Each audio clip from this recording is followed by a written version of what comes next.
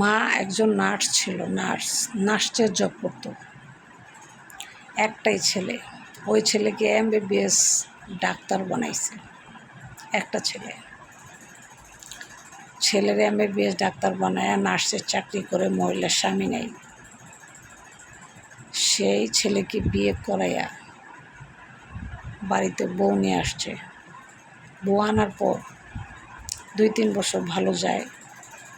যাওয়ার পর ছেলের বউ শাশুড়িকে তার বাড়িতে কাজের মহিলা বানায় রাখে। মানুষ আসলে পরিচয় দেয় উনি আমার কাজের মহিলা। একদিন ছেলে এটা বুঝতে পারার পর সাথে সাথে তার বউকে ডিভোর্স দিয়ে দেয়। আমার মা এত কষ্ট করে আমাকে বড় করছে, আর তোর কত বড় সাহস, তুই আমার মাকে কাজের মহিলা পরিচয় দেস? তোর মতো বউর আমার প্রয়োজন নাই। তখন ছেলে তাকে ডিভোর্স দিয়ে দেয়।